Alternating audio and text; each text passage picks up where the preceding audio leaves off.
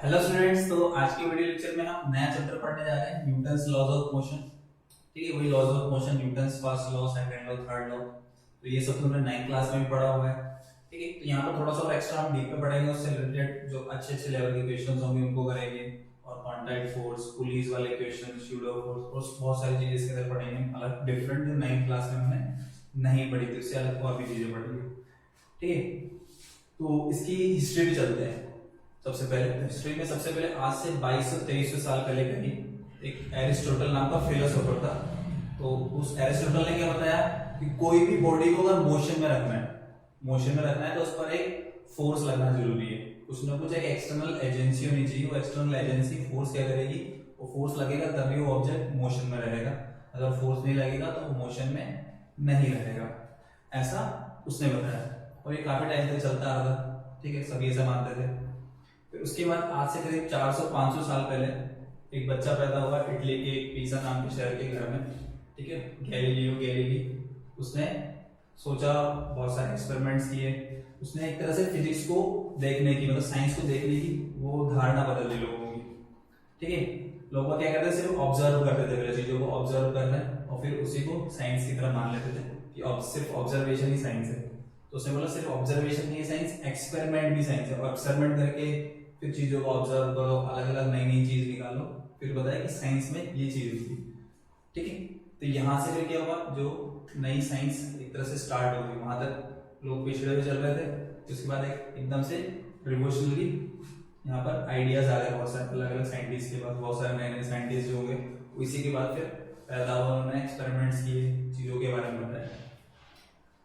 तो गैलीलियो ने क्या किया, गैलीलियो ने कुछ एक्सपेरिमेंट्स किए। एक्सपेरिमेंट जैसे इंक्लाइन प्लेन वाला एक्सपेरिमेंट। जैसे कोई इंक्लाइन प्लेन ऐसे लिया, यहाँ पर किसी बॉल को रखेंगे तो बॉल अपने आप ऐसे रोल करेगी, और रोल करके एक्सेलरेट करेगी, उसकी स्पीड बढ़ती जाएगी।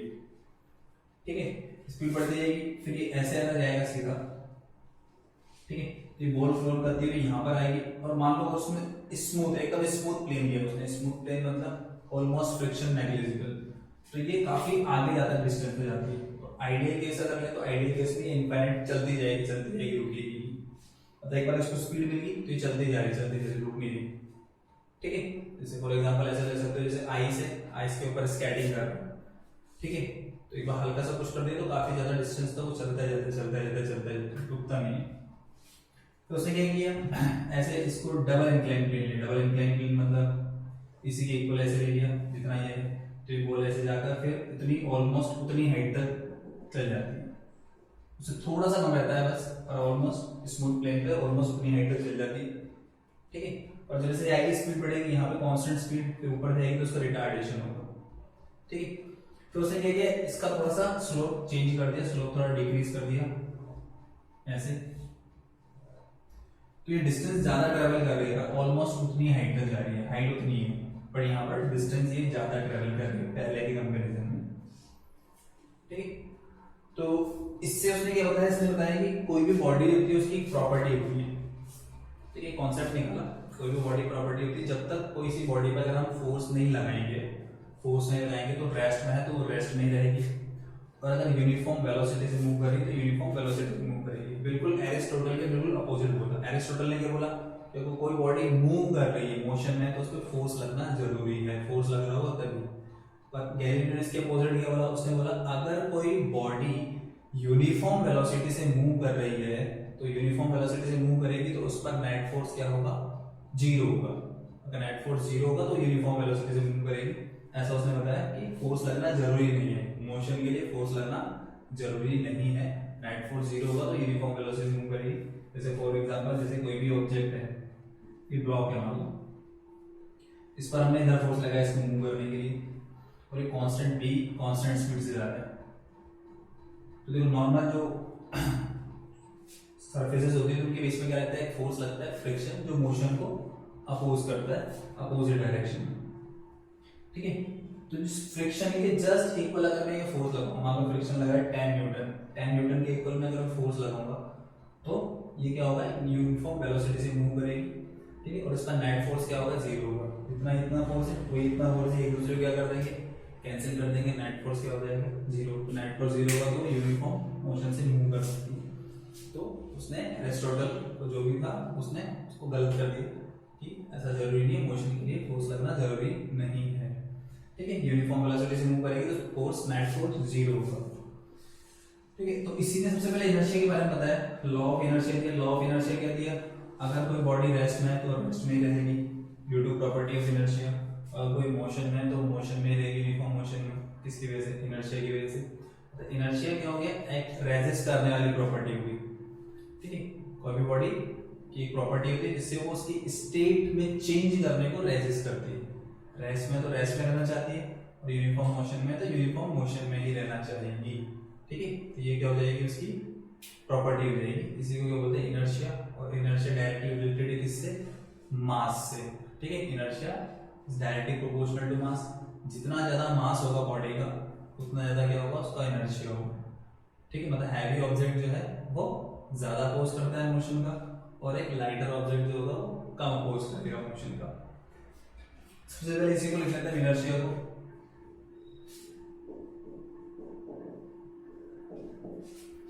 The property of body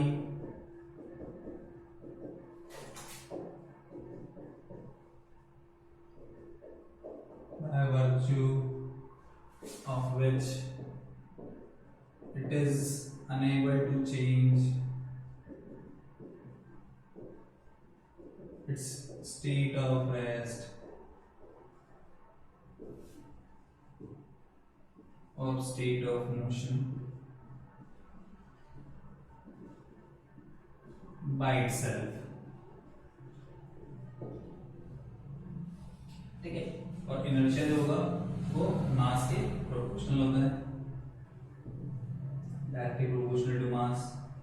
मास ज्यादा होगा तो इनर्शिया भी ज्यादा होगा। हैवी ऑब्जेक्ट्स का इनर्शिया ज्यादा होगा, लाइटर ऑब्जेक्ट का इनर्शिया कम होगा। और यहीं से फिर हम टाइप्स ऑफ इनर्शिया बता देते हैं। टाइप्स ऑफ इनर्शिया मतलब इनर्शिया ऑफ रेस्ट, कोई बॉडी रेस्ट में तो रेस्ट में रहना चाहती है। ठीक है, वो अपने आप से मोशन में नहीं आ सकती, किसकी वजह से, इनर्शिया की वजह से। ठीक है, एक इनर्शिया ऑफ मोशन, वो मोशन में तो मोशन में रह सकती है, वो अपनी यूनिफॉर्म वेलोसिटी को चेंज नहीं कर सकती, खुद से चेंज नहीं कर सकती। ठीक है, तो इनर्शिया ऑफ मोशन हो जाएगा।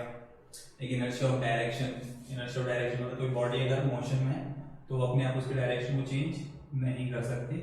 ठीक है, इनर्शिया ऑफ डायरेक्शन मिलेगा। इसके सबके अलग अलग एग्जांपल भी, ये सब तुमने 9th क्लास में पढ़े हुए हैं।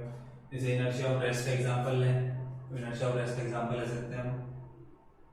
जैसे तुम बस में हो, ठीक है, खड़े हुए बस में, और बस सडनली चलना स्टार्ट कर देती है, तो बस सडनली चलना स्टार्ट करेगी, क्या होगी, तुम्हारी लोअर बॉडी बस के कांटेक्ट में, पैर बस के कांटेक्ट में, तो पैर तो चले जाएंगे बस के साथ आगे। अपर बॉडी रेस्ट में तो रेस्ट करना चाहिए।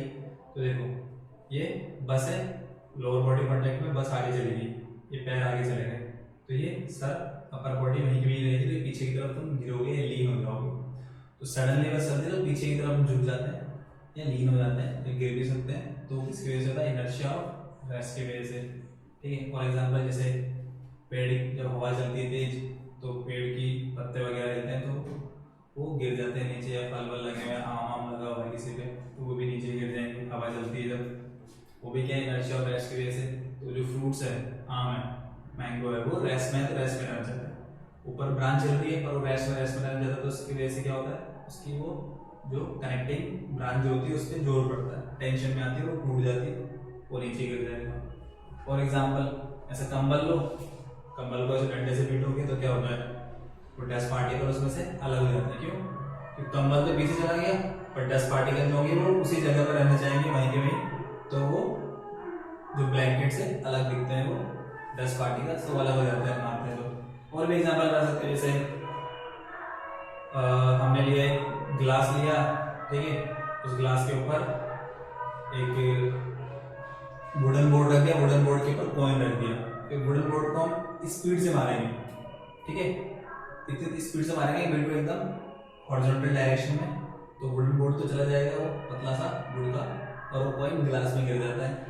जैसे बहुत सारे एग्जाम्पल होते हैं। इनर्शिया ऑफ मोशन का एग्जाम्पल है, इनर्शिया ऑफ मोशन का एग्जाम्पल क्या है, बस में बैठे हो तुम, कार में बैठे हो, सडनली ब्रेक लगा देते हैं, ब्रेक लगा देते हो, हम क्या करते हैं, आगे की तरफ जाते हैं ऐसे, ठीक है, इसकी वजह से इनर्शिया ऑफ मोशन की वजह से।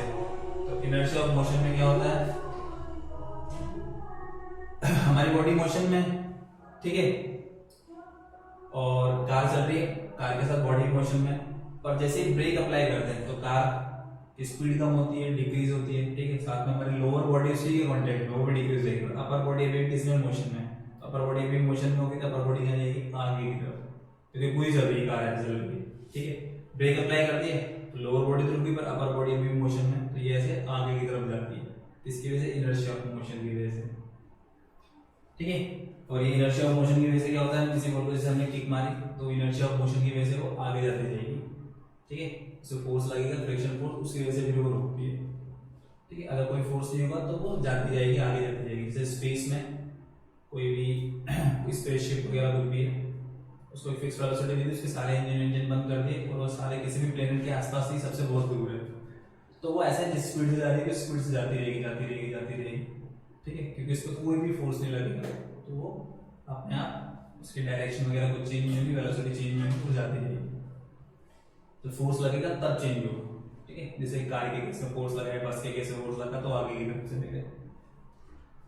और जैसे डायरेक्शन का ले सकते हैं एग्जांपल, जैसे कार चल रही है, बस चल रही, सडनली उसे टर्न ले, सडनली टर्न लेते तो क्या होता है, हम एक तरफ साइड में झुक जाते हैं, क्यों, क्योंकि बॉडी जा रही है ऐसे आगे की तरफ। कार ने से टर्न लिया तो लोअर बॉडी तो उसी के साथ होगी, पर अपर बॉडी अभी भी उसी डायरेक्शन में जाएगी। तो कार से टर्न लेगी तो हम बाहर की तरफ उस तरफ झुकेंगे, ऐसे ऐसे टर्न लेगी, तो बस भी से टर्न लेगी तो उस तरफ हम झुकेंगे। तो ये भी किसकी वजह से हो रहा है, ये भी हो रहा है किसकी वजह से, इनर्शिया ऑफ मोशन या डायरेक्शन ले सकते हो, ठीक है। उसी वजह से हम मड गार्ड लगाते हैं गाड़ी पर, तो कीचड़ क्या होता है उससे चिपक जाता है टायर के साथ, ठीक है। और स्पीड के साथ जो टायर घूमता है तो उसके साथ चिपका हुआ नहीं रहता, फिर छूटता है और उसे फैलता है सभी डायरेक्शन में। इनर्शिया ऑफ डायरेक्शन की वजह से अपने आप को डायरेक्शन चेंज नहीं कर पाता टायर के साथ साथ, तो उस पर हम मड गार्ड लगाते हैं उस मड से बचने के लिए, ठीक। तो ये सब तुम 9th क्लास में पढ़ चुके हो, लेकिन वही इनर्शिया सेम, ठीक है। वही न्यूटन्स फर्स्ट लॉ, तो न्यूटन्स फर्स्ट लॉ को देख लेते हैं, law of inertia, Newton's first law, ठीक है। सबको ध्यान होगा, वो याद आ रहा होगा, Newton's first law of motion, ठीक है। या फिर इसको लॉ ऑफ इनर्शिया भी बोल सकते हैं, law of inertia,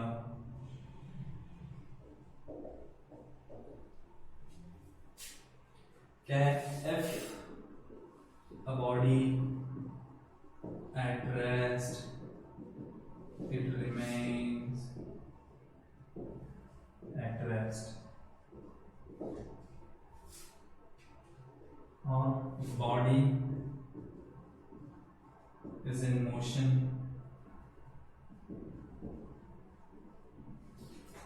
it remains in motion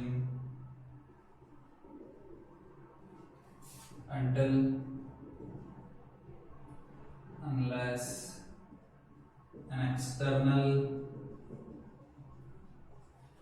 unbalanced force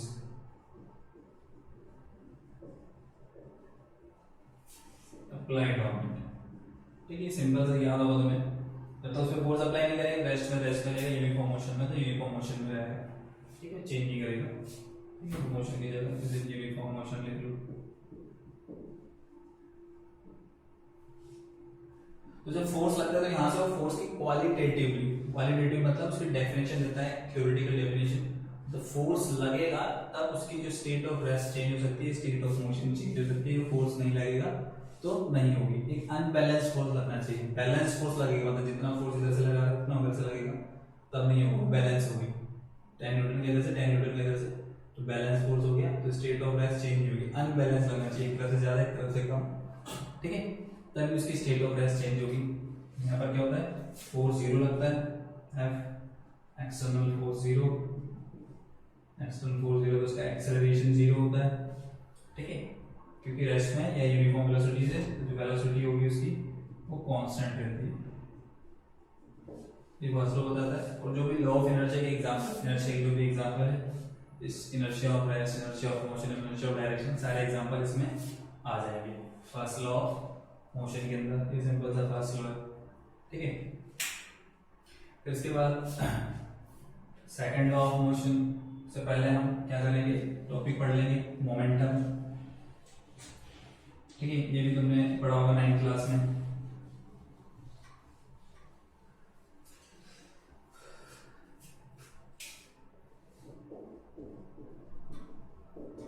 momentum या फिर इसको लीनियर मोमेंटम बोल देंगे, इसे नोट करेंगे इसको।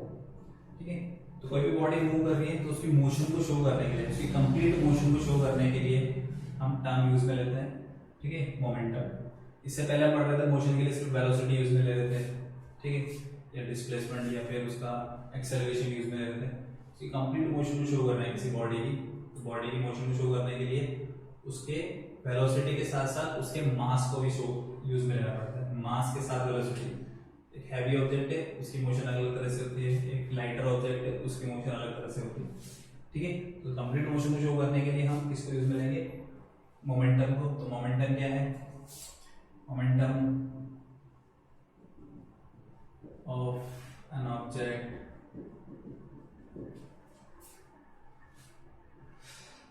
in motion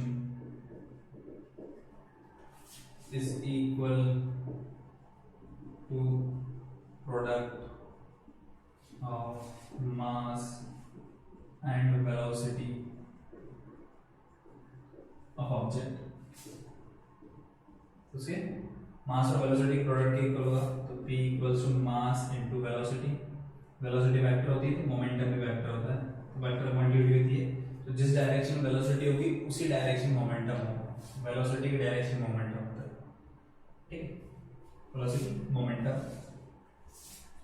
ठीक है, मास ज्यादा होगा, सेम वेलोसिटी से, जिसका मास ज्यादा होगा उसका मोमेंटम ज्यादा होगा, तो मास से भी आएगा यहाँ पर। ऐसा यूनिट लिखना चाहोगे यहाँ पर, मास का केजी, मीटर पर सेकंड वेलोसिटी का तो केजी मीटर पर सेकंड, केजी इनटू मीटर पर सेकंड ऐसे लिख सकते हो। डायमेंशन फॉर्मूला लिखना चाहते हो तो उसको भी लिख सकते हैं डायमेंशन, इसके लिए m, इसके लिए l और इसके अपॉन में t माइनस में ml t माइनस में। ठीक है, ये सिंपल मोमेंटम है, वेक्टर क्वांटिटी होती है, मास और वेलोसिटी का प्रोडक्ट है। जिस डायरेक्शन में वेलोसिटी होगी, जो मोशन की डायरेक्शन होगी, वही मोमेंटम की डायरेक्शन होगी। तो जिस तरफ मूव कर रहा होगा वही क्या होगा, मोमेंटम। तो ये सिंपल सा मोमेंटम है हमारा, पता होगा तुम्हें ये भी। ठीक है, तो मोमेंटम से रिलेटेड ही न्यूटन ने अपना सेकंड लॉ दिया। ठीक है, सेकंड लॉ क्या है उसको लिख लेते हैं।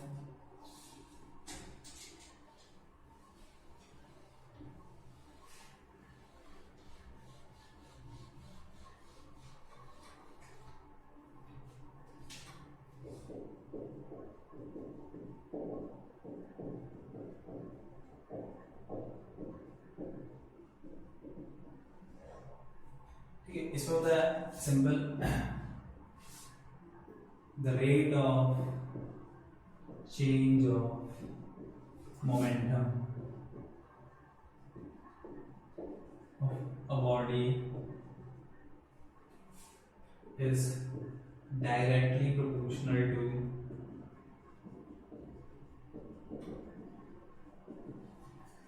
To the net external force acting on the body।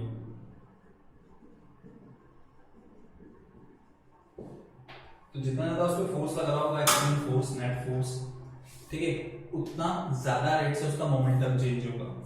ठीक है, तो इसको हम अगर मैथमेटिकली लिखना चाहते हैं तो लिख सकते हैं F proportional to rate of change of momentum. तो रेट को हम ऐसे लिख सकते हैं dp/dt, मोमेंटम टाइम के साथ किस रेट से चेंज हो रहा है। फिर ये प्रोपोर्शनल के साइन हटाते हैं, कांस्टेंट लगाते हैं k, ये प्रोपोर्शनली कांस्टेंट है, हियर k का वैल्यू 1 के इक्वल होता है। तो सिंपल ये फार्मूला बन जाता है F इक्वल्स टू dp/dt। ठीक है, और इसके अलावा एक और फोर्स लिख लेते हैं, एवरेज फोर्स। अगर हम लिखेंगे तो ये डेल्टा p/डेल्टा t लिख लेते हैं। डेल्टा p मतलब final momentum, initial momentum upon time. ये भी फोर्स का फॉर्मूला लिख सकते हैं।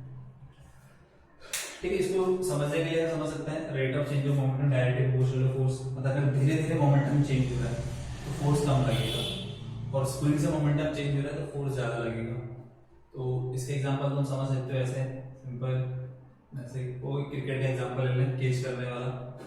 तो कोई भी एक एक्सपीरियंस्ड प्लेयर जो होता है, ठीक है, एक्सपीरियंस प्लेयर जैसे किसी बॉल को कैच कर रहा है तो बॉल ऐसे आती है तो हाथ को ऐसे लेके आता है, ये इस तरह से मूव करता है पीछे की तरफ, बॉल के साथ साथ पीछे की तरफ मूव करता है, ठीक है।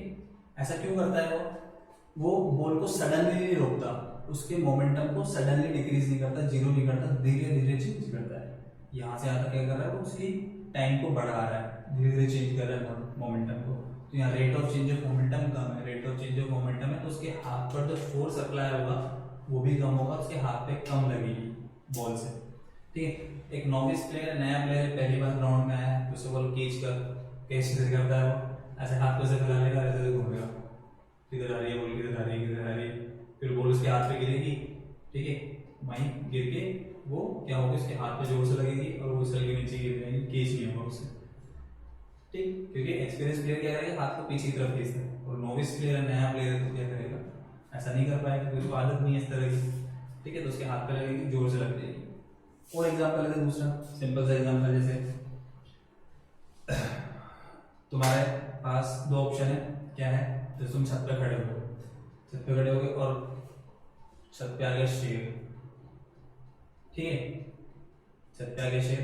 अब एक जगह तो क्या है, कंक्रीट है, ठीक है, तुम्हारे घर का जो गार्डन है वहीं है, वहां पर कंक्रीट है एक जगह पर, और उसी के बगल में पूल है, और वो शेर मारने दौड़ रहा है तुम्हें, तो तुम क्या करोगे, तुम्हें जंप करना ही पड़ेगा। तो दो ऑप्शन है, तो कंक्रीट रोड पे जंप करोगे या पानी के पूल में, जिसमें पानी भरा हुआ है, खाली नहीं है पूल, पानी भरा हुआ है उसके अंदर, उसमें जंप करोगे। तो तुम सोचोगे कहाँ जंप करो, कहाँ जंप करो, इतना में शेर खा जाएगा तुम्हें, ठीक है, ऐसा नहीं, तो तुम्हें कहीं ना कहीं जंप करना पड़ेगा, ठीक है। तो मान लो तुम कंक्रीट में जंप करते हो, ठीक है, तो कंक्रीट में जंप करोगे तो क्या होगा, तुम जंप करते ही वहीं पे रुक जाओगे, गिरे और वहीं रुक गए, ठीक है, क्योंकि कंक्रीट तो दबता नहीं है, ऐसे तुम गिरोगे तो ऐसे नहीं क्यों दब के थोड़ा नीचे चले जाएगा, ऐसे नहीं होगा, तुम जहाँ गिरोगे तो एकदम से तुम्हारा मोमेंटम जीरो हो जाएगा, फटाफट तुम्हारी स्पीड होगी, फटाफट मोमेंटम जीरो होगी, तो वहाँ पे टाइम बहुत कम है, तो rate of change of momentum बहुत ज़्यादा है। तो rate of change of momentum बहुत ज़्यादा होगी तो तुम्हारे पर क्या लगेगा, फोर्स लगेगा, और उसकी वजह से तुम्हें चोट लग सकती है, ज़्यादा चोट लग सकती है, ठीक है। पर अगर तुम पूल में कूदते हो, तो पूल में कूदते हो तो सडनली रुकते हो, तुम सडनली रुकते हो, तुम्हें जो वाटर का जो फोर्स लगता है उसकी वजह से तुम थोड़ा नीचे जाके रुकते हो, ठीक है, वहीं के वहीं रुकोगे सरफेस पर, ठीक है, थोड़ा अंदर आगे रुकोगे, तो अंदर आगे रुकोगे तो क्या होगा, तुम्हारा सडनली मोमेंटम चेंज होगा, धीरे धीरे मोमेंटम चेंज होगा, धीरे धीरे मोमेंटम चेंज होगा तो फोर्स कम लगेगा, तुम्हारी बॉडी को कम लगेगी, तो ऑब्वियसली तुम पूल पर ही कूदोगे, ठीक है, पानी में। तो वही चीजें धीरे धीरे मोमेंटम चेंज करके टाइम को बढ़ा देंगे, टी की वैल्यू बढ़ा देंगे तो फोर्स कम हो जाएगा, टी की वैल्यू बहुत कम होगी तो फोर्स ज्यादा लगेगा, बहुत ज्यादा फोर्स लगेगा, ठीक है, rate of change of momentum. अब यहाँ से फोर्स को हम क्वांटिटेटिवली डिफाइन करें, क्वांटिटेटिवली मतलब उसकी वैल्यू निकालेंगे यहाँ से, ठीक है, उसकी फोर्स की वैल्यू बता सकते हैं, वहां तो सिर्फ डेफिनेशन बता रहे थे कि ऐसा ऐसा फोर्स करता है, किसी ऑब्जेक्ट को मूव मोशन में ला सकता है, रेस्ट में है तो, ठीक है, और मोशन में है तो उसको रेस्ट में ला सकता है, उसकी डायरेक्शन चेंज कर सकता है, उसकी शेप और साइज चेंज कर सकता है, ये सब फोर्स कर सकता है। तो क्वालिटेटिव डेफिनेशन हो गई। यहाँ से क्वांटिटेटिव डेफिनेशन, फोर्स होता है rate of change of momentum की प्रोपोर्शनल होता है, तो इसके इक्वल हम देख सकते हैं। तो यहीं से हम देखो फोर्स का फॉर्मूला बनाएंगे, कैसे,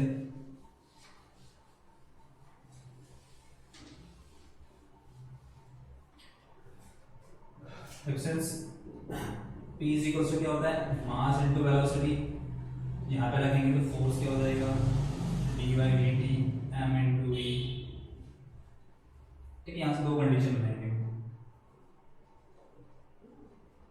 पहली condition, if mass is constant,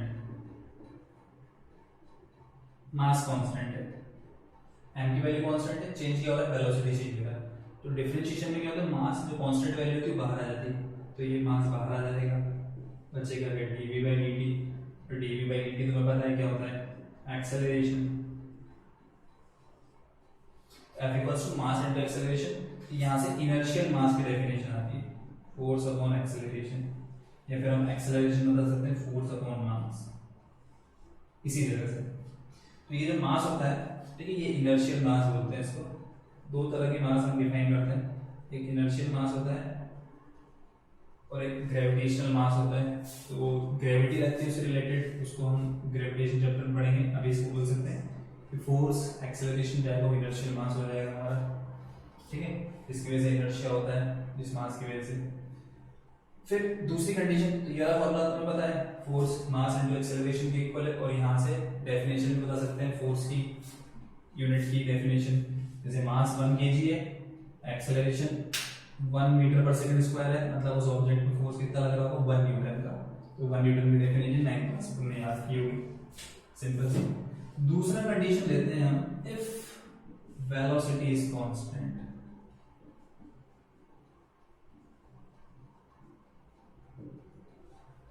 मतलब मास वेरी कर रहा है तो वेलोसिटी को बाहर ले लेंगे, तो फोर्स v dm/dt। तो ये वाला फॉर्मूला हम यूज में लेते हैं रॉकेट के अंदर, रॉकेट प्रोपल्शन। उसमें कहते हैं वेलोसिटी कांस्टेंट होती है और मास चेंज होता जाता है। जैसे तुम घर में दिवाली पे रॉकेट चलाते होंगे, उसका भी एग्जांपल ले सकते हो। तो रॉकेट के अंदर क्या होता है, उसमें बारूद होता है, तो बारूद जल के बाहर निकलता है गैस के फॉर्म में, ठीक है। जैसे रॉकेट जैसे लगी होती है यहाँ पे, जैसे बत्ती होती है वो, उसकी जलाते हो तो ये जलता है, फिर यहाँ इसके अंदर बारूद होता है वो जलता है और गैस की फॉर्म में बाहर निकलता है कांस्टेंट स्पीड से, और ये रॉकेट का मास डिक्रीज हो जाता है, ठीक है। बारूद जल जल के बाहर निकलता जाएगा, मास का होता जाएगा, इसका चेंज होता जाएगा, रॉकेट ऊपर जाता जाता है। और असली रॉकेट में भी ऐसे ही होता है। असली रॉकेट में क्या होता है, फ्यूल होता है उसके अंदर, ठीक है, वो फ्यूल बर्न होता जाता है और गैस के फॉर्म में बाहर निकलता है वो। जैसे तुमने टीवी वगैरह में देखा होगा, तो टीवी में जब रॉकेट लॉन्च होता है ऊपर जाता है तो देखना वहाँ पे कितनी सारी गैस निकलती है, धुआं ही धुआं हो जाता है बहुत ज्यादा, ठीक है। तो वो क्या गैसेस निकलती है उससे बाहर। किसी मिसाइल को जाते हुए देखा होगा तो उसमें भी ऐसे ही फ्यूल बर्न होता जाता है। तो इसमें फ्यूल बर्न होकर इसका मास क्या हो जाएगा, कंटिन्यूसली डिक्रीज होता जाएगा। तो ये कांस्टेंट रेट से फ्यूल बर्न होता है, कांस्टेंट रेट से बाहर निकल रहा है, तो वेलोसिटी कांस्टेंट और मास इसका डिक्रीज होता जाता है और ये ऊपर जाता है, फोर्स लगता है इसके ऊपर। तो ये भी फोर्स का फॉर्मूला हो जाएगा, F equals to v dm/dt। इसको हम कब यूज में लेंगे, जब मास वेरी करेगा ऑब्जेक्ट का, ठीक है। तो ये तो कॉमन फॉर्मूला है, तो तुमने पढ़ा हुआ है, ये नया वाला फॉर्मूला जो अभी हम देख रहे हैं।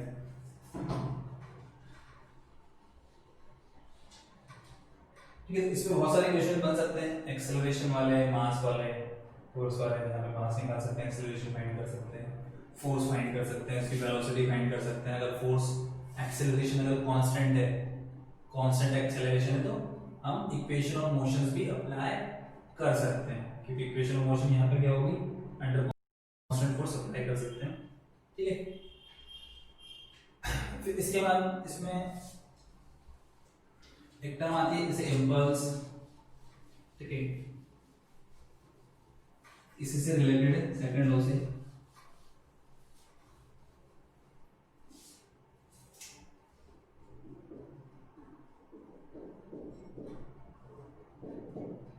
इम्पल्स क्या होता है, जब फोर्स जो होता है, एक लार्ज फोर्स लग रहा है किसी ऑब्जेक्ट के ऊपर, किसी बॉडी के ऊपर, बहुत ही शॉर्ट टाइम पीरियड के लिए, बहुत ही कम टाइम पीरियड के लिए अगर लार्ज फोर्स अप्लाई करते हैं तो फोर्स का इफेक्ट जो होता है बहुत ज्यादा होता है, ठीक है। तो वहां पर हम ना तो फोर्स को कैलकुलेट करते हैं, ना ही टाइम को कैलकुलेट करते हैं, वहां देखते हैं इफेक्ट ऑफ फोर्स।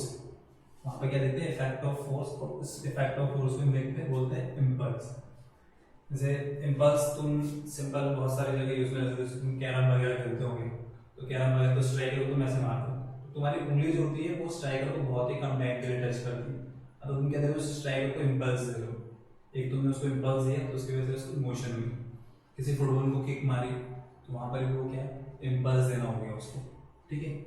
पूल वगैरह खेलते हो, बिलियर्ड्स वगैरह, तो वहां पर भी उसको इम्पल्स बोल सकते हो। तो ये सब क्या है, तुम फोर्स अप्लाई कर रहे हो किसी ऑब्जेक्ट के ऊपर बहुत ही कम टाइम पीरियड के लिए। जैसे क्रिकेट वगैरह खेलते हैं, तो उसने बॉल फेंकी, स्पीड से तुमने शॉट मार दिया, तो उसको भी तुम इम्पल्स में काउंट कर सकते हो, ठीक। तो वहां पर हम क्या देखते हैं, टोटल इफेक्ट ऑफ फोर्स देखते हैं, ना तो फोर्स को काउंट करते हैं, नहीं टाइम को काउंट करते हैं, इफेक्ट ऑफ फोर्स देखते हैं। तो इसमें हो सकता है when a large force acts on a body for a very short interval of time,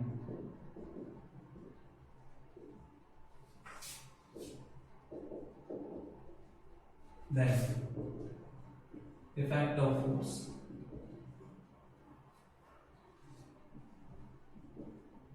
is called impulse, and it is equal to product of force and time interval. तो force का magnitude और जो time interval है उसके product के equal होगा। तो अगर हम इंपल्स को लिखना चाहते हैं तो ऐसे लिख सकते हैं impulse equals to force into time interval F into delta T. ठीक है, टाइम इंटरवल हो जाएगा ये इस तरह से हो जाएगा। अगर टाइम इंटरवल बहुत ही कम है, ठीक है, और फोर्स जो है वो कांस्टेंट नहीं है, तो ऐसे भी लिख सकते हैं यहाँ पे एक कांस्टेंट फोर्स है। ठीक, और नॉर्मली फोर्स कांस्टेंट नहीं होता तो ये हम यहाँ पे लगाते हैं ये वेरिएबल फोर्स है।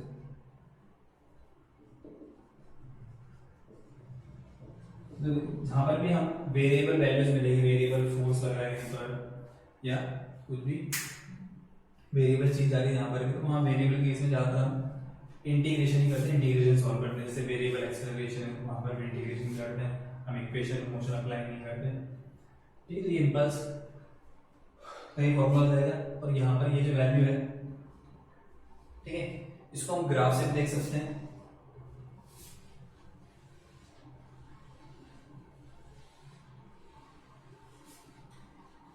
जैसे तुमने देखा होगा इससे पहले मोशन हमने पढ़ा था, तो मोशन में अगर हम डिस्प्लेसमेंट या कुछ भी निकालते हैं तो ऐसे फाइंड कर सकते हैं डिस्प्लेसमेंट को, v dt वेलोसिटी का डिफरेंट इंटीग्रेशन करेंगे टाइम के रिस्पेक्ट में तो ये आ जाएगा, या फिर एक्सेलरेशन का डिफरेंशिएशन इंटीग्रेशन करेंगे तो वेलोसिटी आ जाएगी।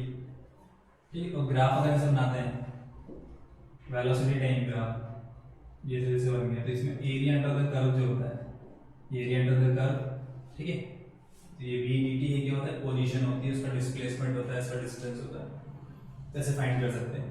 तो इसका इसके रिस्पेक्ट में इंटीग्रेशन कर रहे हैं, मतलब वो एरिया अंडर द कर्व जो होगा वो इसके इक्वल होगा डिस्प्लेसमेंट के। तो ऐसे यहाँ पर भी फोर्स और टाइम के बीच में अगर हम कर्व बनाएं, ये एरिया में फोर्स, तो इम्पल्स का नॉर्मली ग्राफ ऐसा बनता है। जब लार्ज फोर्स लगता है वेरिएबल फोर्स टाइम के रिस्पेक्ट में, फोर्स ऐसा होता है, टाइम इंटरवल बहुत कम होता है, तो टाइम इंटरवल बहुत कम है, फोर्स ज्यादा लग रहा है, तो इसमें जो एरिया अंडर द कर्व होगा, ठीक है, impulse equals to area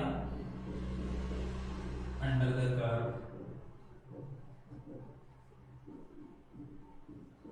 FT graph.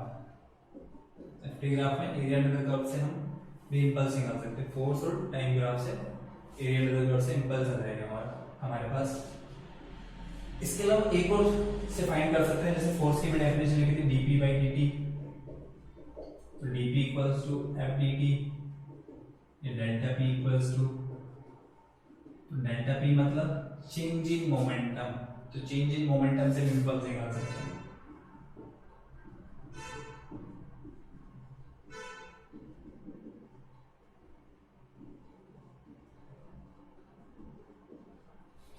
ठीक है, तो ये इम्पल्स किसके इक्वल है, चेंज इन मोमेंटम के। इसकी एसआई यूनिट क्या है, force into time interval, force का न्यूटन इनटू सेकंड, तो न्यूटन इनटू सेकंड इसकी एसआई यूनिट हो जाएगी। ठीक है, और इसके अलावा ये चेंज इन मोमेंटम के इक्वल है, मतलब जो मोमेंटम की यूनिट होगी वो इसकी यूनिट हो जाएगी। तो इसके अलावा हम मोमेंटम वाली यूनिट लिख सकते हैं केजी इनटू मीटर पर सेकंड, या फिर मैं ऐसा भी बोल सकता हूँ कि जो मोमेंटम की यूनिट है वही किसकी यूनिट हो जाएगी, इम्पल्स की। ठीक है, और जो इम्पल्स की यूनिट है वही किसकी हो जाएगी, मोमेंटम की। तो इनकी यूनिट सेम होती है, तो न्यूटन इनटू सेकंड तुम मोमेंटम की यूनिट भी ले सकते हो और इम्पल्स की यूनिट भी ले सकते हो। क्वेश्चन बहुत इजी सा बनता है, फोर्स गिवन होगा, टाइम इंटरवल गिवन होगा, ठीक है, तो उससे क्या फाइंड कर लोगे तुम, इम्पल्स फाइंड कर लोगे। ठीक है, हो जाएगा सिंपल।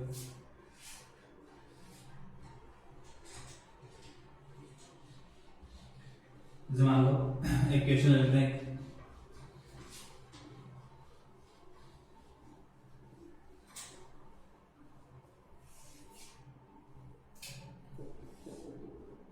hammer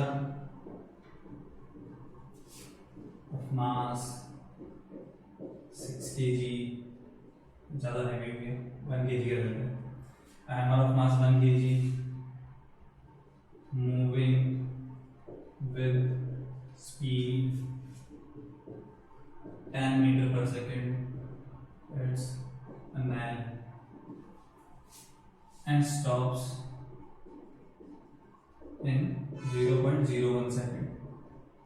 ठीक है, तो हमारे 1 kg का इतनी स्पीड से मूव कर रहा है, नाइल को हिट करता है, रुक जाता है, कितने टाइम में? 0.01 सेकेंड में रुक जाता है। Then find impulse फाइंड कर सकते हैं कैसे? चेंज इन मोमेंटम से फाइंड कर सकते हो, या फिर फोर्स फाइंड करके फिर फाइंड कर लो। तो इंपल्स हो जाएगा हमारा change in momentum, final momentum minus initial momentum.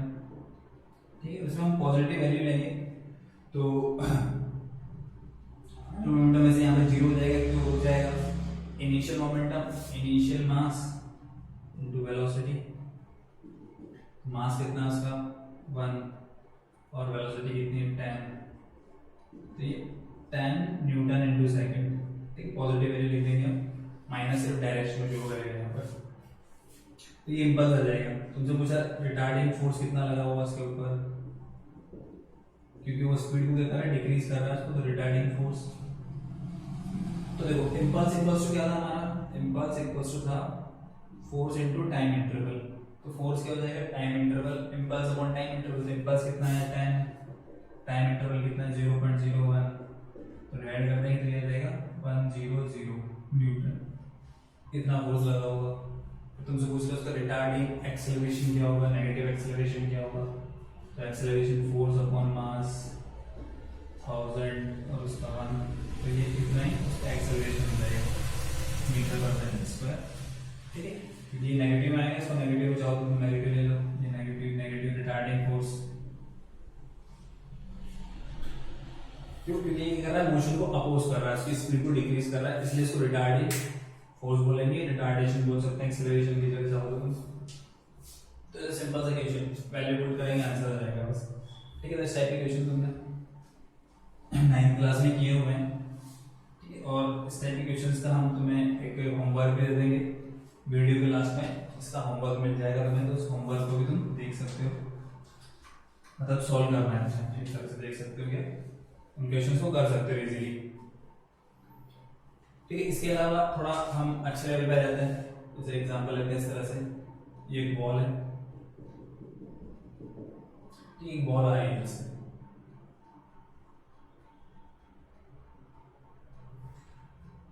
Ball का मास है m, वेलोसिटी है v, ऐसे आगे बॉल को हिट करती है यहाँ पर, कितने एंगल पे हिट कर रही है? 45 डिग्री पर, और फिर उतनी एंगल पे यहाँ से ये बाउंस बैक होती है और इधर जाती है उतनी स्पीड से, v स्पीड से। तो v स्पीड से टकराई और ऐसे उतनी 45 डिग्री एंगल पर वो रिबाउंड हो गई। तो तुमसे पूछ लिया चेंज इन मोमेंटम क्या होगा?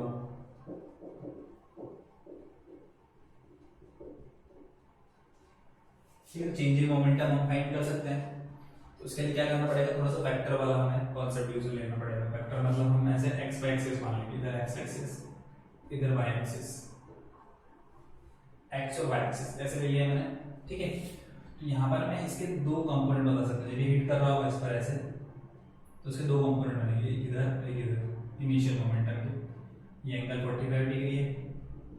ठीक है, इधर इसका मोमेंटम एम बी और उसका कंपोनेंट लेंगे cos 45, एंगल के साथ वाला cos में आएगा और दूसरा वाला sin में आएगा। इनिशियल मोमेंटम क्या लिखेंगे?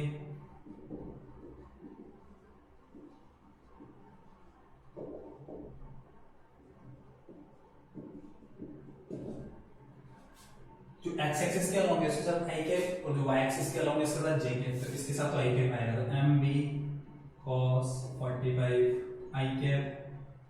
और ये देखो ये नीचे की तरफ आ रहा है, नीचे की तरफ मतलब नेगेटिव y मतलब माइनस j, तो minus mb sin 45 j cap.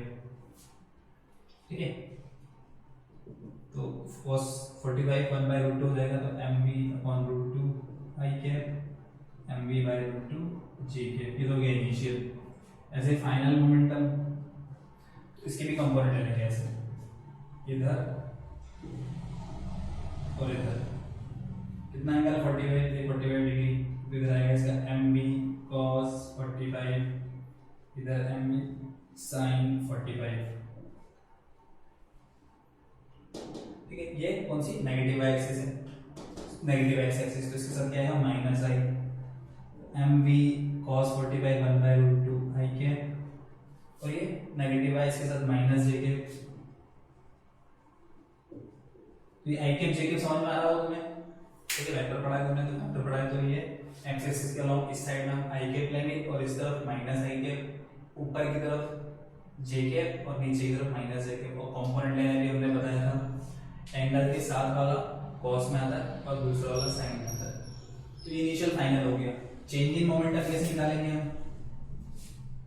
Final momentum minus initial momentum, final momentum minus initial momentum.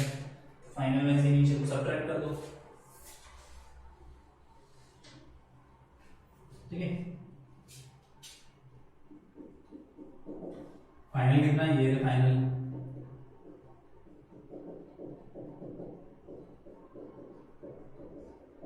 और इनिशियल ये है इनिशियल।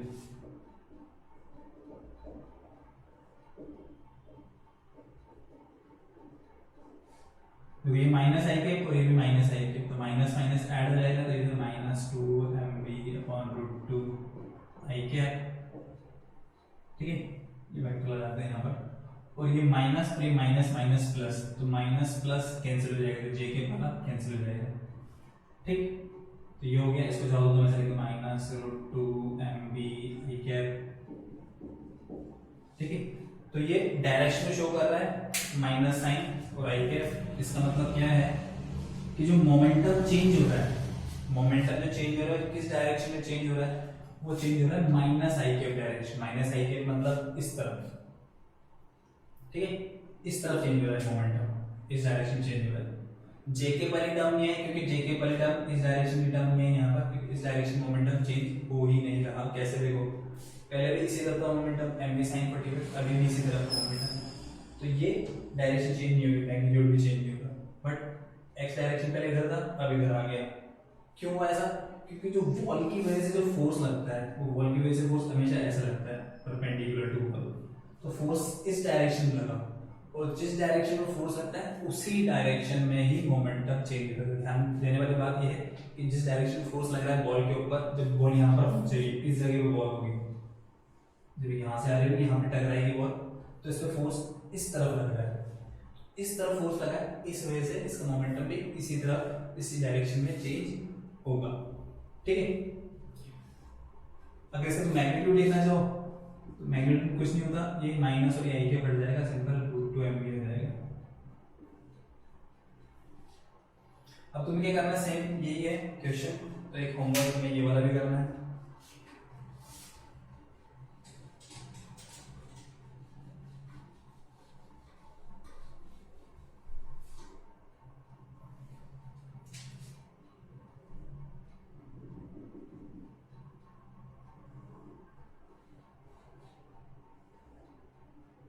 ठीक है, ये इस तरह से एक बॉल आ रही है यहाँ से,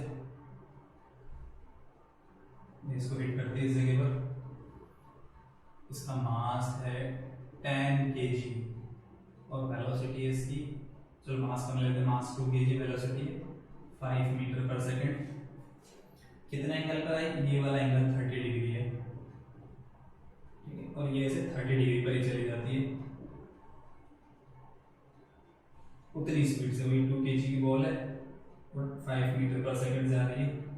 ये डायग्राम है तुम्हारा, इस डायग्राम में हमें क्या बताना है, इसमें बताना है change in momentum of ball.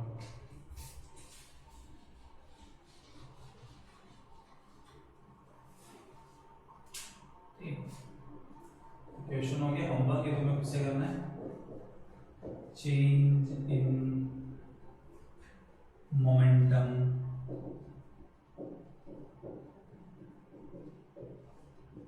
Of ball. if time of contact with wall is 0.1 second, then also find force acting on the wall.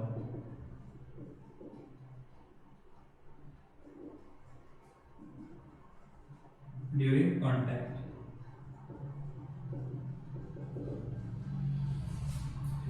तो टाइम दिया हुआ है तो फोर्स भी बताना है, फोर्स कितना लगेगा, कोई सेकंड लॉ से हो जाएगा इक्वेशन, उसको कर सकते हो। ठीक है, तो चेंज इन मोमेंटम। ठीक है, और एक और लेना है, एक और भी क्या है, दूसरा वाला सेकंड। ये स्ट्रेट ऐसे ये बॉल आ रही है m मास v वेलोसिटी से और इसे टकराकर बाउंस बैक होती है उतनी स्पीड से। ठीक है, तो यहाँ पर भी तुम्हें चेंज इन मोमेंटम बताना है, चेंज इन मोमेंटम क्या होगा इस वाली कंडीशन में। ठीक, ये दो क्वेश्चन हो गए होमवर्क के लिए, तो ये भी तुम्हें करने हैं और उनका आंसर बताना है। ठीक है, अब इसके बाद नेक्स्ट हम आ जाते हैं न्यूटन्स थर्ड लॉ के ऊपर।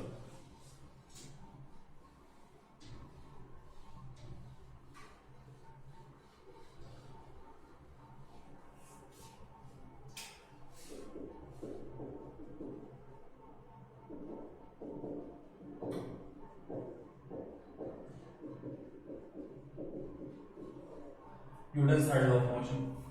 थर्ड लॉ ऑफ मोशन क्या है, सिंपल, ये भी याद होगा तुम्हें, एक्शन रिएक्शन वाला वही, every action has equal and opposite reaction. मतलब कि तुम्हें ध्यान होगा, नहीं वो तो भी बता देंगे, every action has equal and opposite reaction. Action reaction क्या है, फोर्सेस है, दो फोर्स है और वो दो बॉडीज एक दूसरे के ऊपर अप्लाई करती है फोर्सेस। एक्शन रिएक्शन अलग अलग दो बॉडीज ले ली, एक बॉडी पे फोर्स लगा रही तो दूसरी बॉडी भी साइमल्टेनियसली उस दूसरी बॉडी पे फोर्स लगाएगी सेम उतना ही मैग्नीट्यूड का। तो इसको चाहो तो ऐसा एक्सप्लेन कर सकते हैं, ये बॉडी होगी ए, ये दूसरी बॉडी होगी बी, ए ने बी पे फोर्स लगाया इस तरह, ठीक है, ए फोर्स ए में लगाया बी के ऊपर, या इसको चलो बी लिख देते हैं, force acting on B due to A, तो बी भी ए पर फोर्स लगाएगी उसी सेम उसी टाइम पर। ए ने जब बी पर फोर्स लगाया तो सेम उसी टाइम पर बी भी ए पर फोर्स लगाएगी उतने ही मैग्नीट्यूड का, जस्ट अपोजिट डायरेक्शन में। मतलब ये 10 न्यूटन का फोर्स लगा रहा है इसके ऊपर, तो ये भी इसके ऊपर 10 न्यूटन का फोर्स लगाएगा, बस डायरेक्शन अपोजिट रहेगी, पॉजिटिव एक्स डायरेक्शन में लगा रहा है, ये नेगेटिव एक्स डायरेक्शन में रहेगी। तो इसको हम ऐसे लिखते हैं फोर्सेस को, और ये सेम टाइम पे लगते हैं ना, ऐसे नहीं इसने लगाया थोड़ा 10 सेकंड रुक गया फिर ये लगाएगा, उसी टाइम पे लगाएगा इसे। और मैग्नीट्यूड में लिखना चाहे तो मैग्नीट्यूड में ऐसे लिख सकते हैं, दोनों के मैग्नीट्यूड सेम होंगे, जितना मैग्नीट्यूड का फोर्स लगाएगा उतने ही लगाएगा। और ये हमेशा होगा, जब भी एक बॉडी दूसरी बॉडी फोर्स लगाएगी तो दूसरी बॉडी भी पहली बॉडी पे उतने ही फोर्स लगाती है। इसका एक बहुत ही सिंपल सा एग्जांपल है जिसको तुम अभी घर पर एक्सपेरिमेंट कर सकते हो। कैसे करोगे, ठीक है, ऐसे ही हाथ को ऐसे लगना है और ऐसे मुट्ठी बनानी है, और ये मुट्ठी बनाकर तुम्हें क्या करना है, दीवार पे मारना है जोर से। ठीक, पहले धीरे से मारना, जोर से मत मारना, लग जाएगी तुम्हारे हाथ पे। ठीक है, तो तुमने क्या किया, तुमने दीवार पे फोर्स लगाया, मारा, उसको मारा मतलब फोर्स लगाया। तो जिस टाइम पे तुमने फोर्स लगाया वॉल के ऊपर, वॉल भी उसी टाइम पे तुम्हारे पे फोर्स लगेगी। पहले तुमने धीरे से लगाया फोर्स, ऐसे धीरे से उसको मारा, तो दीवार भी तुम्हें क्या करेगी, धीरे से मारेगी, उसको थोड़ा सा फोर्स लगेगी। पर मान लो तुम्हें गुस्सा आ गया कि धीरे से क्यों मारा मैंने, तो तुमने मारा जोर से, तो तुम वॉल को जोर से मारोगे तो वॉल भी तुम्हें रिटर्न में जोर से मारेगी, तो तुम्हारे हाथ में उतनी ज्यादा लगेगी। जितनी ज्यादा जोर से तुम वॉल को मारोगे, जितना ज्यादा फोर्स वॉल के ऊपर अप्लाई करोगे, उतना रिटर्न में वॉल भी उतना ही ज्यादा फोर्स अप्लाई करेगी सेम उसी टाइम पे। जिस टाइम तुम फोर्स लगा रहे उसी टाइम पर वो भी फोर्स लगेगी। तो तुम इसको अभी घर पर एक्सपेरिमेंट कर सकते हो। ध्यान रखना, इतना तेज मत मार लेना कि हाथ तुम्हारा काम करना बंद कर दे उस टाइम के लिए। ठीक है, तो अपना ध्यान रखना तुम, कि ऐसा नहीं कि सर ने बोला मारने के लिए इसने मार दिया, अब हाथ काम नहीं कर रहा। और भी बहुत सारे एग्जांपल है, जैसे डेली लाइफ में हम यूज में लेते हैं, जैसे अभी मैं भी यूज में ले रहा हूँ, चल रहा हूँ, वॉकिंग कर रहा हूँ, तो वॉकिंग कर रहा हूँ तो मैं भी न्यूटन्स थर्ड लॉ अप्लाई करता हूँ। कैसे? मैं क्या कर रहा हूँ, ग्राउंड के ऊपर मेरे पैर की वजह से, ये मेरा पैर है मान लो, बनाना होता नहीं है, ऐसे बनाना मान लो, तो मैं क्या करता हूँ, मेरे इस पन्ने से मैं इस तरफ ग्राउंड को इस तरफ पुश करता हूँ, इस तरफ ग्राउंड की तरफ फोर्स लगाता हूँ, तो ग्राउंड में इस तरफ फोर्स लगाऊंगा तो ग्राउंड में मेरे ऊपर इस डायरेक्शन फोर्स लगाएगा और मेरा पैर ऐसे उठकर आगे गिरेगा। ठीक है, तो तुम बोलोगे ग्राउंड तो खिसकते हैं, ग्राउंड तो वहीं का भी रहता है, तो ग्राउंड पे कैसा फोर्स लग रहा है, तो इसको तुम देखने के लिए, ऑब्जर्व करने के लिए तुम क्या कर सकते हो, कंक्रीट की जगह तुम किसी मड में चलो या फिर सैंड के ऊपर चलो, तो जब सैंड के ऊपर चलते हो तो तुम जब सैंड के ऊपर पैर रखते हो तुम्हारा पैर थोड़ा नीचे दब जाता है। ठीक है, तो तुम जितना ज्यादा उस पर फोर्स लगाओगे, जैसे तुम रनिंग कर रहे हो, रनिंग करने के लिए हम क्या करते हैं, ग्राउंड पर ज्यादा फोर्स अप्लाई करते हैं, क्योंकि इससे ज्यादा स्पीड से हमारा पैर आगे, ग्राउंड भी ज्यादा फोर्स अप्लाई करे। तो तुम एक बार सैंड में रनिंग करके देखो, तो रनिंग करके देखोगे तो उतना अच्छे से तुम एक तो दौड़ नहीं पाओगे। ठीक है, और दूसरा, एक नॉर्मल चल रहे हो तो वहां पर जो पैर का निशान जो बनेगा, गड्ढा बनेगा, वो थोड़ा कम होगा, और जब रनिंग करोगे तो वहां ज्यादा गड्ढा बनेगा, तुम ज्यादा फोर्स अप्लाई करोगे, तो वहां भी न्यूटन्स थर्ड लॉ अप्लाई आता है इस जगह पर भी।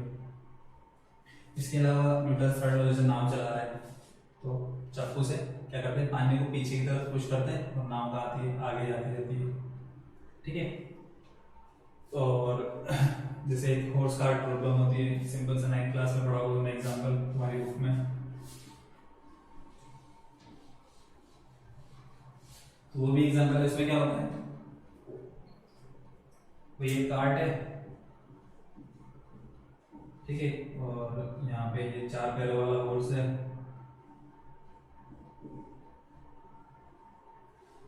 ठीक है, इस में ऐसे हॉर्स बनता है, और ज्यादा बनाना है तो फिर तुम अलग तरीके से बना सकते। तो ये हॉर्स हो गया हमारा, ये कार्ड हो गया। तो क्या होता है इसमें, हॉर्स जो होता है फोर्स लगा रहा है कार्ड पर आगे की तरफ, दो बॉडीज हो गई यहाँ पे, एक बॉडी एक बॉडी, हॉर्स में फोर्स लगाया कार्ड पर आगे की तरफ, और कार्ड जो है वो हॉर्स में फोर्स लगाए किस तरफ, पीछे की तरफ। न्यूटन्स थर्ड लॉ से ये तो होगा ना, न्यूटन्स थर्ड लॉ से क्या होगा, इसने इस पे आगे फोर्स लगाया, ये इस पे बैकवर्ड डायरेक्शन फोर्स लगाई, उतनी मैग्नीट्यूड का, तो कार्ड जाएगी आगे, हॉर्स आएगा पीछे, पीछे फोर्स लग जाए, और ये हॉर्स कार्ड के ऊपर बैठ जाएगा, आराम करेगा। ठीक है, ऐसा नहीं होता है, हॉर्स भी आगे जाता है और कार्ड भी आगे जाती है। उसका रीजन क्या है, यहाँ पे सिर्फ ये दोनों फोर्स नहीं है, मतलब हॉर्स कार्ड पे आगे फोर्स लगा रहा है, इस पे पीछे हो रहा है, इसके अलावा क्या है, और भी फोर्स है। और फोर्स क्या है, ये जो हॉर्स जो होता है ये ग्राउंड के ऊपर फोर्स अप्लाई करता है, इस तरफ फोर्स ग्राउंड पे इस तरफ फोर्स अप्लाई करता है, तो ग्राउंड इस पर आगे की तरफ फोर्स अप्लाई करती है, तो ग्राउंड की वजह से जो एक्स्ट्रा फोर्स मिलता है वो इस वाले फोर्स को ओवरकम करता है। जैसे मान लो कार्ड ने इसके ऊपर फोर्स लगाया 10 न्यूटन का, तो ग्राउंड जो होगा टोटल फोर्स पे ज्यादा लगा होगा, 10 से 20 न्यूटन इतना फोर्स लगा होगा, तो इस फोर्स की वजह से फोर्स आगे जाता है, ग्राउंड से फोर्स लगा रहा है उसको, ग्राउंड से फोर्स मिल रहा है उसकी वजह से आगे जा रहा है। ठीक, तो ये हमारा न्यूटन्स थर्ड लॉ ये हो गया। ठीक है, तो ये आया तुम्हें समझ में, ये जितना हमने 9th क्लास में पढ़ा हुआ है सेम टू सेम, ये सब चीजें, वही फोर्स लगाना, एग्जांपल्स वगैरह ये सब। अब देखो यहाँ पे डिफरेंट चीज क्या पढ़ेंगे।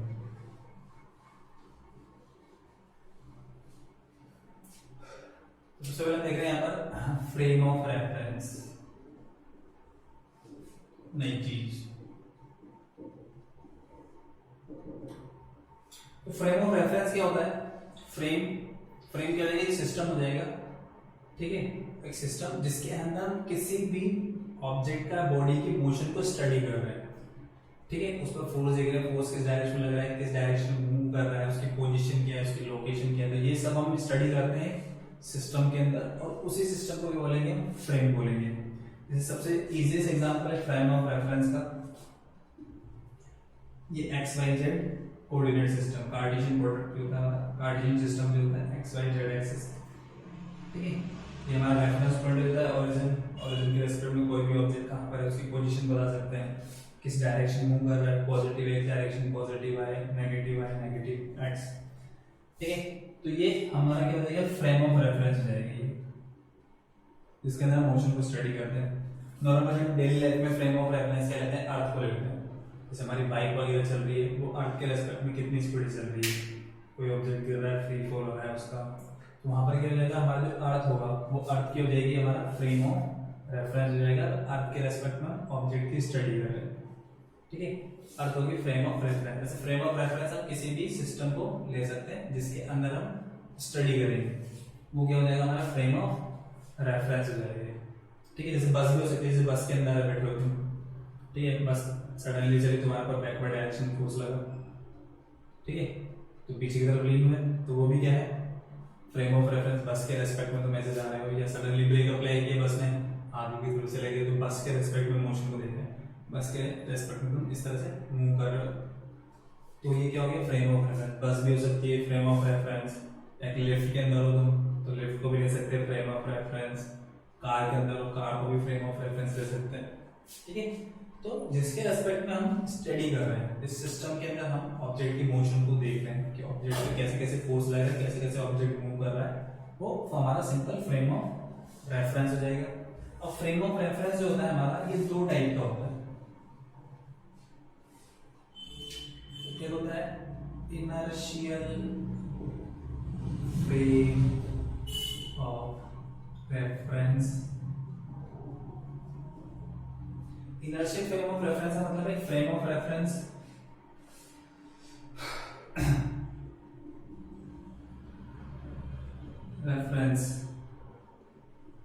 at rest or moving with uniform velocity is called inertial frame of reference, ठीक है। और फिजिक्स के जितने भी लॉज वगैरह हैं, ठीक है, जैसे न्यूटन्स लॉ है, first law, second law, third law, और भी ग्रेविटेशन लॉ, जितने भी लॉज वगैरह सब होते हैं वो सब हम इसमें इनर्शियल फ्रेम ऑफ रेफरेंस में स्टडी करते हैं, इसी में पढ़ते हैं, ठीक है। तो इसमें जैसे हम अर्थ के रेस्पेक्ट में लेंगे, तो अर्थ को हम रेस्ट में कंसीडर करेंगे, तो अर्थ के रेस्पेक्ट में कितना स्पीड से मूव कर रहे हैं, ठीक है।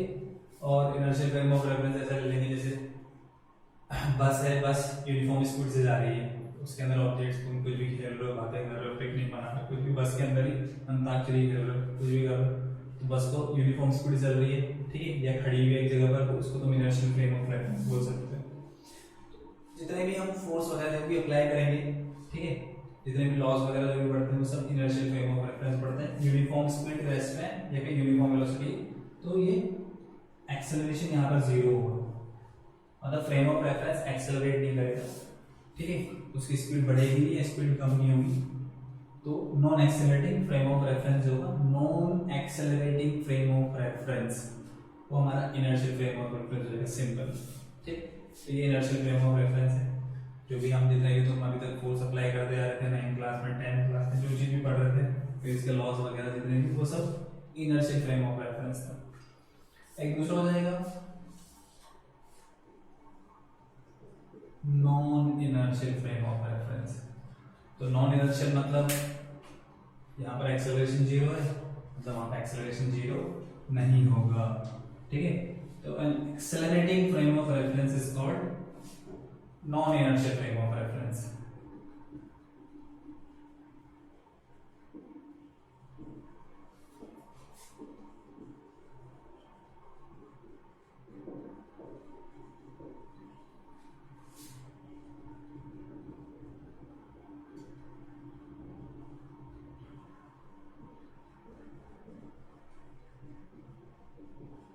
एक्सेलरेटिंग फ्रेम ऑफ रेफरेंस और non inertial frame of reference. यहाँ पर भी हम न्यूटन्स लॉज वगैरह सब अप्लाई कर सकते हैं, बट यहाँ पर थोड़ा सा हमें एक एक्स्ट्रा फोर्स और अप्लाई करना पड़ता है।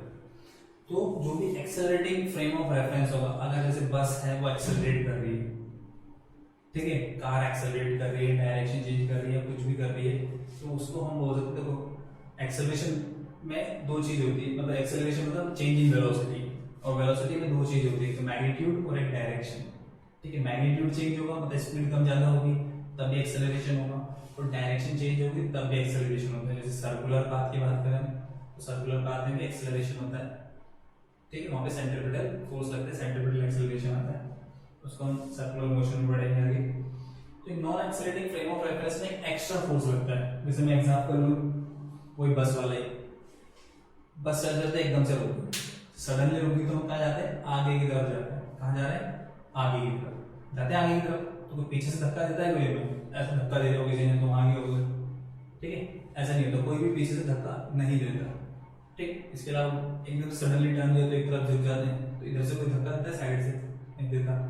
और सडनली बस चलना स्टार्ट होगी तो हम पीछे की तरफ चले जाते हैं, तो वहां भी आगे से कोई धक्का देता नहीं देता, तो वहां पे कोई फोर्स अप्लाई नहीं हो रहा हमारे पर, फिर भी फोर्स लग रहा है, कोई फोर्स लगा नहीं रहा हमारे पर, फिर भी फोर्स लग रहा है। तो वो इसलिए हो रहा है कि वो एक्सेलरेटिंग फ्रेम है। एक्सेलरेटिंग फ्रेम बस एकदम से चलना स्टार्ट हो गई, एकदम से स्पीड बढ़ गई उसकी, एक्सेलरेटिंग फ्रेम बस एकदम से रुक गई, ठीक है। रिटार्डिंग फ्रेम, रिटार्डेशन हो रहा है वहां पे, वो रिटार्डेशन में क्या है, नेगेटिव एक्सेलरेशन, तो वहां पर भी फोर्स लग रहा है। सडनली डायरेक्शन चेंज कर ली, डायरेक्शन चेंज कर ली मतलब तब भी एक्सेलरेशन, वहां पर भी हमारे पास फोर्स लगता है। तो ये फोर्स हमें लगता तो एक बार दिखाई नहीं देता, यहाँ पर हमारे पर क्या लग रहा है, फोर्स लग तो रहा है पर हमें दिख नहीं रहा कि कौन लग, कहाँ से लग रहा है फोर्स, कौन कोई धक्का दे रहा है नहीं दे रहा, कोई भी धक्का, तो फोर्स दिख नहीं रहा है यहाँ पर। तो इस टाइप के फोर्स को हमने नाम दिया है क्या, स्यूडो फोर्स, ठीक है। स्यूडो फोर्स मतलब एक इमेजिनरी वर्चुअल फोर्स हो जाएगा, जो हम अप्लाई तो हो रहा है पर दिख नहीं रहा है, उसको हम इसी के अंदर पढ़ रहे हैं, non inertial frame of reference के अंदर पढ़ेंगे, ठीक है। अब उसको बताएंगे किस तरह से ये अप्लाई हो रहा है, किस डायरेक्शन में अप्लाई होता है। ये सिर्फ नॉन इनर्शियल फ्रेम में लगा है, जहां पर सिस्टम एक्सेलरेट कर रहा है वहीं पर अप्लाई कर रहा है, जहां पे फ्रेम एक्सेलरेट कर रहा है, स्यूडो फोर्स, ठीक है। तो ये इस तरह से पी से स्टार्ट होता है स्यूडो फोर्स। ये किसमें लगेगा, non accelerating frame of reference. कैसे, जैसे बस की बात करें, ये बस है, ठीक है, तुम खड़े हो बस के ऊपर, ये ऐसे डायग्राम बनते हैं फिजिक्स में। इसने एकदम से चलना स्टार्ट कर दिया, एकदम से चलना मतलब इस तरह, इसका क्या है, एक्सेलरेशन है, इस डायरेक्शन में एक्सेलरेशन है। तो इस डायरेक्शन एक्सेलरेशन को तुम पीछे की तरफ जाते हो, ऐसे मतलब तुम्हें पर इस तरफ फोर्स लगता है, पीछे की तरफ, तुम्हारे को फोर्स किस तरफ लगा, इस तरफ, तो स्यूडो फोर्स इस तरफ लगा। दूसरी चीज देखते हैं, बस एकदम से रुक गई, इधर चल रही थी, सडनली रुक गई, मतलब इस डायरेक्शन में नेगेटिव एक्सेलरेशन, मतलब एक्सेलरेशन की एक्चुअल डायरेक्शन क्या होगी, एक्सेलरेशन एक्चुअल डायरेक्शन इस तरफ होगी, मतलब एक्सेलरेशन जो है वो इस तरफ है। तो बस चल रही है, सडनली ब्रेक अप्लाई होता है, सडनली ब्रेक अप्लाई होता है तो उसका एक्सेलरेशन मोशन के अपोजिट डायरेक्शन में होता है, तभी वो रुकती है, ठीक है। जैसे बॉल जो है ऊपर फेंकते हैं तो धीरे धीरे उसकी स्पीड कम होती है, क्यों, क्योंकि एक्सेलरेशन जी नीचे की तरफ लग रहा है। तो जब भी रिटार्डेशन होता है, इसका मतलब जो एक्सेलरेशन है वो मोशन के अपोजिट डायरेक्शन में। तो यहाँ सडनली रुका, ब्रेक अप्लाई हुआ, एक्सेलरेशन पीछे की तरफ होगा, तो स्यूडो फोर्स लगेगा वो आगे की तरफ लगेगा, ये ऑब्जेक्ट, ये पर्सन आगे आएगा, ठीक है। तो स्यूडो फोर्स जो लगता है वो हमेशा फ्रेम जो है, जो सिस्टम जो है, उसके अपोजिट डायरेक्शन लगेगा। इधर एक्सेलरेशन होगा तो स्यूडो फोर्स इधर लगेगा, आगे की तरफ एक्सेलरेशन होगा तो स्यूडो फोर्स पीछे की तरफ लगेगा। तो हमेशा स्यूडो फोर्स की डायरेक्शन सिस्टम के एक्सेलरेशन के अपोजिट होगी। तो in an accelerating frame or system, an extra force acts on the object, which is called pseudo force. It always acts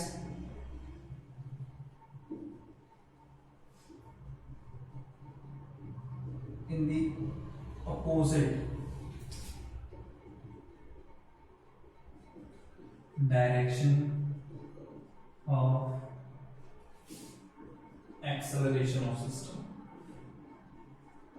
हमेशा जो सिस्टम होगा उसके एक्सेलरेशन के अपोजिट डायरेक्शन लगेगी, जिधर भी उसका एक्सेलरेशन होगा उसके हमेशा अपोजिट डायरेक्शन लगेगा, ठीक है।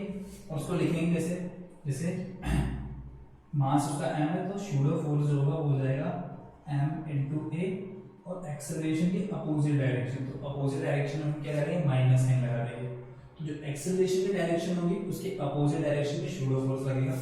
तो कुछ नहीं करना होगा तुम्हें क्या करना होगा, तुम्हें जिधर भी एक्सेलरेशन दिख रहा है सिस्टम का, सिस्टम जिस तरफ भी एक्सेलरेट कर रहा है उसके जस्ट अपोजिट डायरेक्शन तुम्हें क्या करना है, फोर्स अप्लाई करना है, सूडो फोर्स अप्लाई करना है, ठीक है, उसके जस्ट अपोजिट डायरेक्शन।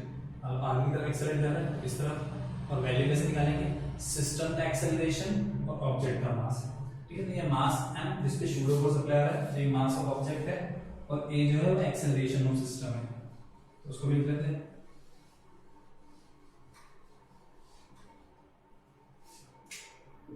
ये m जो है मास ऑफ ऑब्जेक्ट, और a जो है एक्सेलरेशन ऑफ सिस्टम।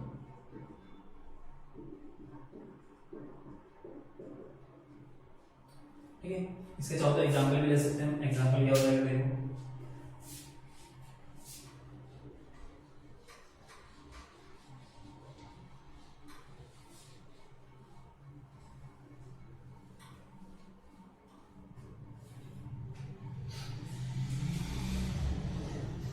जैसे मान लो एक कोई बस या कोई भी एक कार या कोई भी एक वैगन ले लेते हैं ये इस तरह से, ठीक है, और उसका एक्सेलरेशन इस तरफ है, a इस तरफ एक्सेलरेट कर रही है आगे की तरफ, आगे की तरफ एक्सेलरेट कर रही है। फिर हम क्या कर रहे हैं, इसके अंदर ऐसे एक स्ट्रिंग लेते हैं, ऐसे एक मास सस्पेंड कर देते हैं। मान लो अगर ये एक्सेलरेट नहीं करती, एक्सेलरेशन अगर जीरो होता, एक्सेलरेशन अगर इसके ऊपर जीरो होता तो सिर्फ इसके ऊपर एक ही फोर्स होता, वो एक फोर्स क्या होता है, इसका वेट। वेट तुमने 9th क्लास में पढ़ा हुआ है, ग्रेविटी की वजह से जो फोर्स लगता है वो वेट होता है, तो वेट इसके ऊपर लगता है डाउनवर्ड डायरेक्शन में इस तरह से, यहाँ पे मैं ऐसा बता दूं, इस तरफ इसके ऊपर वेट लगता है mg, और ये बिल्कुल सीधी की सीधी रहती है, ठीक है, बिल्कुल ऐसे की ऐसी रहती है। तो इसे थोड़ा बड़ा बना देते हैं,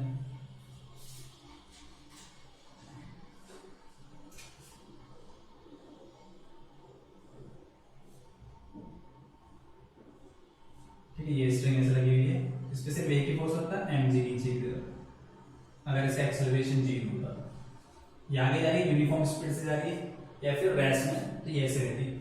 बट अगर ये एक्सेलरेट कर रही है इस डायरेक्शन में, इसका एक्सेलरेशन है, तो फिर ये सीधी नहीं रहेगी, ये क्या होगा, इसके ऊपर एक और फोर्स लगेगा, कौन सा, सूडो फोर्स, किस तरफ, एक्सेलरेशन के अपोजिट डायरेक्शन में, इस तरफ। ये सीधी नहीं रहेगी, ये क्या हो जाएगी, ऐसे टेढ़ी हो जाएगी।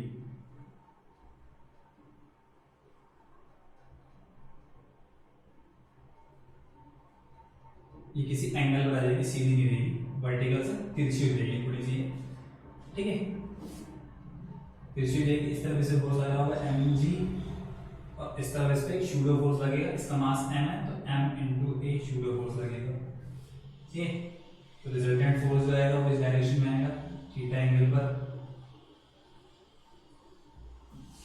तो थीटा बता सकते हैं वर्टिकल से कितना एंगल बनाएगी, तो बहुत सिंपल है, tan theta equals to perpendicular upon base. तो जिसके साथ एंगल बना होता है, जिसके साथ एंगल होता है वो बेस होता है, और जो दूसरा वाला परपेंडिकुलर, तो ये परपेंडिकुलर है ma और ये बेस है mg, तो ये tan theta equals to a by g, या theta equals to tan inverse a by g। मैं एंगल से एंगल बता सकता हूँ कितने एंगल पर होगी,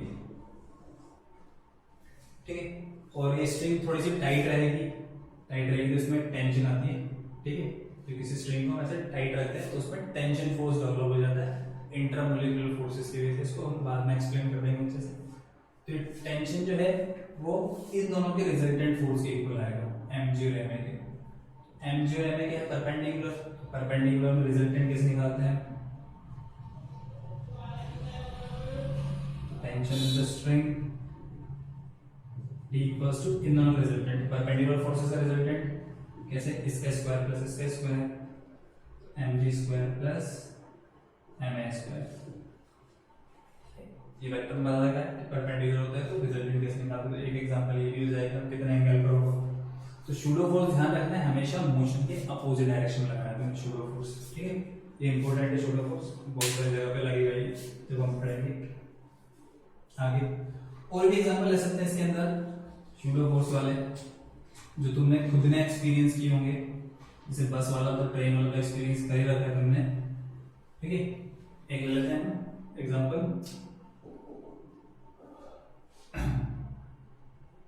pseudo force in an elevator. ठीक है, एलिवेटर के अंदर शूडो फोर्स। एलिवेटर मतलब लिफ्ट, लिफ्ट में तुम ऊपर नीचे जाते होंगे, घूमते होंगे इधर उधर, लिफ्ट के अंदर ही ऊपर जा रहे हैं फिर नीचे आ रहे हैं। ठीक है, तो इसमें अलग अलग कंडीशन लेते हैं। एक केस 1 लेते हैं, case 1 when lift is moving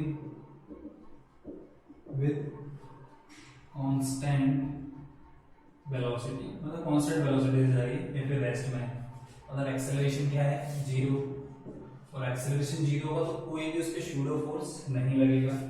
experiment करने के लिए क्या करते हैं, ये एलिवेटर लेते हैं, ठीक है, ये एलिवेटर की केबल होगी जिसको ऊपर नीचे लेके जाती है।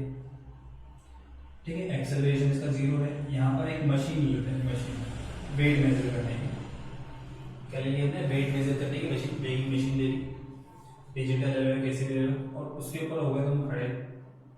तुम चाहो तो तुम करके देखना इस एक्सपेरिमेंट को। अब जब भी लिफ्ट में लेके जाओ तो मशीन लेके जाना साथ में वेट मेजर करने की। ठीक है, 200-500 रुपये में मिल जाती है, ऑनलाइन मंगाना चाहो तब भी मिल जाएगी। ठीक है, ज़्यादा महंगी नहीं आती है, महंगी भी आती है वैसे 3-4 हज़ार की भी आती है, तो उतना महंगी खरीदने की जरूरत नहीं होती। तो ये वेइंग मशीन, तुम इसके ऊपर खड़े हो गए, कॉन्स्टेंट स्पीड से मूव कर रही है। तो मान लो तुम्हारा वेट है 60 kg, ठीक है, तो 60 kg शो कर रहा है। तो वेट शो कैसे करता है, तो उसको बताता है। वेट शो करता है यहाँ पर इस आदमी में कुछ ना कुछ वेट है, ठीक है, वो इस मशीन के ऊपर फोर्स अप्लाई करता है, कितना m/g। वो जो पर्सन है वो क्या करता है, मशीन के ऊपर जब खड़ा होता है तो मशीन के ऊपर से डाउनवर्ड डायरेक्शन में फोर्स लगा रहता है, उसका वेट फोर्स लगाता है, वेट डाउनवर्ड डायरेक्शन लगता है। और न्यूटन्स थर्ड लॉ से every action is equal in opposite direction. ये पर्सन इस मशीन के ऊपर फोर्स लगाता है, तो मशीन भी क्या होती है, इस पर्सन के ऊपर फोर्स लगाती है, किस तरफ, ऊपर की तरफ। ठीक है, उतना ही, उसको हम रिएक्शन फोर्स बोलते हैं। उसको क्या बोलते हैं, रिएक्शन। एक्शन इसने किया, रिएक्शन लगा, तो उसको हाथ से शो कर सकते हैं या एंड से शो कर सकते हैं, जैसे तो ये रिएक्शन होगी। तो जो रिएक्शन फोर्स लगाती है मशीन, ये मशीन जो रिएक्शन फोर्स लगाती है वही क्या होती है, रीडिंग होती है। जैसे अभी हम ग्राउंड के ऊपर खड़े हुए हैं, तो हम भी क्या कर रहे हैं, ग्राउंड के ऊपर फोर्स लगा रहे हैं, और ग्राउंड उतना ही फोर्स हमारे पर ऊपर की तरफ लगा है। ठीक है, हमने ग्राउंड पे फोर्स लगाया, ग्राउंड ने हमारे पर फोर्स लगाया। ठीक है, तो ऐसे ही मशीन इसके ऊपर फोर्स लगाएगी, तो मशीन जितना फोर्स लगाती है वो रीडिंग ऑफ मशीन होती है।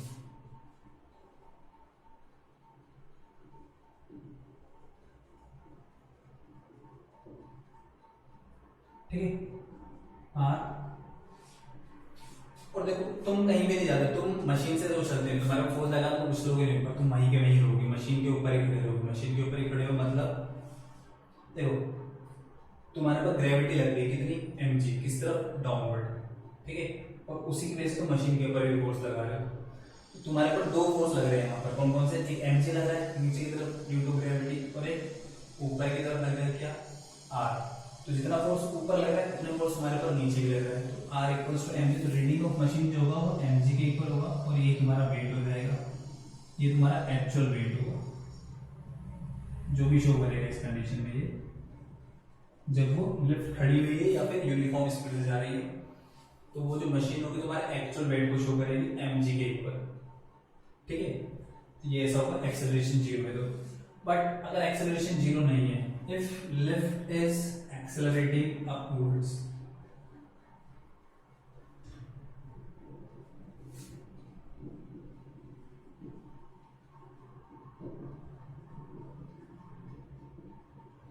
अब लिफ्ट जब ऊपर की तरफ एक्सेलरेट कर रही है, इसका एक्सपीरियंस मैं तुम्हें बता सकता हूँ। जब तुम लिफ्ट पर खड़े होते हो, ठीक है, तुम ग्राउंड फ्लोर पे हो, तुम्हें जाना ऊपर, तुमने दबाया बटन 4 नंबर 3 नंबर जिस भी फ्लोर पे जाना है, तो लिफ्ट जैसे ही मूव करना स्टार्ट करती है, जिस टाइम वो मूव करना स्टार्ट करे उस टाइम वो थोड़े से टाइम के लिए क्या करती है, वो एक्सेलरेट करती है उस बहुत थोड़े से टाइम के लिए। जैसे मूव करना ऊपर की तरफ स्टार्ट करेगी, तुम्हें क्या आता है, तुम्हें ऐसा लगता है कि हमारा वेट थोड़ा बढ़ गया, हमारे पैरों के ऊपर किसी ने वजन डाल दिया, ठीक है, थोड़ा हैवी हो गया हमारी बॉडी, ऐसा तुम्हें लगता है। ध्यान देना कभी भी, अगली बार जब अभी तुम्हें याद नहीं आ रहा तो अगली बार जब भी तुम लिफ्ट में जाओगे तो ध्यान देना, जिस टाइम जैसे बटन दबाओगे लिफ्ट जैसे ऊपर जाना स्टार्ट करेगी थोड़ा सा अजीब सा लगेगा, तो नॉर्मल से थोड़ा अजीब लगेगा, तुम्हारी बॉडी कैसा लगेगा, तुम्हें वेट बढ़ गया या पैरों के ऊपर किसी ने वजन डाला ऐसे कुछ लगेगा। होता क्या है, जब लिफ्ट ऊपर की तरफ एक्सेलरेट करती है, लिफ्ट जब ऊपर की तरफ एक्सेलरेट करेगी तो हमारी बॉडी के ऊपर क्या रहता है, शूडो फोर्स होता है। ये हो गया फ्रेम सिस्टम, सिस्टम कर रहा है ऊपर की तरफ एक्सेलरेट, ऊपर की तरफ एक्सेलरेट करेगा तो हमारी बॉडी पे क्या लगेगा, फोर्स लगेगा, किस डायरेक्शन में, डाउनवर्ड डायरेक्शन में। हमारी बॉडी के ऊपर एक्स्ट्रा फोर्स लगता है ma, हमारा मास इनटू लेफ्ट का एक्सेलरेशन, ये शूडो फोर्स लगता है एक्स्ट्रा। अभी भी हम उससे मशीन से ऊपर नहीं उछलते, वैसे नहीं उछल के ऊपर चले गए या नीचे दब गए, ऐसे कुछ नहीं होता, हम उस मशीन के ऊपर ही खड़े रहते हैं। मतलब अभी भी जितना फोर्स हमारे पर ऊपर लग रहा है उतना नीचे लग रहा है, मतलब रिएक्शन जो होगा वो किसके इक्वल हो जाएगा, mg प्लस ma। तो रीडिंग ऑफ मशीन जो होगी वो हो जाएगी हमारी mg प्लस ma। यहाँ पर ये एक्चुअल वेट नहीं रहेगा, हमारा वेट क्या हो जाएगा, चेंज हो जाएगा। तुम चाहो तो उस टाइम पर, उस पर्टिकुलर टाइम पर जैसे ही लिफ्ट ऊपर जाना स्टार्ट कर रही है तुम देखोगे वो जो रीडिंग होगी उस मशीन की वो चेंज होगी, वो इंक्रीज होगी, वो बढ़ जाएगी थोड़ी सी, कैसे mg प्लस ma हो जाएगी रीडिंग ऑफ मशीन। तो ये होता है हमारा एपेरेंट वेट, इसको हम एपेरेंट वेट बोलते हैं। हमारा वेट थोड़ा सा चेंज हो जाता है, w डैश ये हो जाएगा mg प्लस ma, ठीक है। इसमें चाहो तो mg को कॉमन ले लो या 1 प्लस a बाई जी, और ये इसकी जगह हम लिख देंगे w dash equals to mg की जगह w लिख देते हैं एक्चुअल वेट। तो हमारा वेट बढ़ जाता है यहाँ पर, जैसे 60 kg शो कर रहा है तो 60 से थोड़ा ज्यादा शो करेगा, 61 62 60 का ऐसे शो कर सकता है, और डिपेंड करेगा लिफ्ट कितना एक्सेलरेट करती है, कितना ज्यादा एक्सेलरेट करती है। जितना ज्यादा एक्सेलरेट करेगी उतना ज्यादा रीडिंग होगा, पर वो कुछ ना कुछ डिफ्लेक्ट होगा, शो जरूर करेगा, तो उसको तुम ध्यान रख सकते हो। तो यहाँ पर क्या होगा, बढ़ जाएगा। जब लिफ्ट ऊपर की तरफ एक्सेलरेट करेगी तो शूडो फोर्स लगेगा डाउनवर्ड और तुम्हारा वेट बढ़ जाएगा। ये सेकंड केस हो गया। इसके बाद थर्ड केस लेते हैं हम, when lift is accelerating downwards. Lift जो है वो डाउनवर्ड्स एक्सेलरेट कर रही है नीचे की तरफ। इसको तुम ले सकते हो जैसे फोर्थ फ्लोर पे आ गए, अब तुम वापस ग्राउंड फ्लोर पे आना, तुमने बटन दबा दिया ग्राउंड फ्लोर का बेसमेंट का, लिफ्ट जैसे ही नीचे की तरफ मूव करने लगेगी उस पर्टिकुलर टाइम को जब ध्यान दोगे, जैसे लिफ्ट डाउनवर्ड मूव करना स्टार्ट करती है तो उस टाइम तुम्हें अजीब सा लगता है, थोड़ा सा लगता है तुम्हारा पर कोई ऊपर की तरफ खींच रहा है तुम्हें, ठीक है। ये सेम उसमें भी होता है, जो वो एक आकाश झूला होता है, ऐसे डोलर ऐसे गोल गोल घूमता है, जाइंट व्हील, ठीक है। उस जाइंट व्हील जब वो ऊपर से नीचे आता है तो हमें थोड़ा डर लगता है कि हम ऐसे सीट से उछल के ऊपर नहीं चले जाए, एक गिर नहीं जाए, तो हम क्या करते हैं आसपास उसको टाइट से पकड़ लेते हैं जब वो ऊपर से नीचे आती है।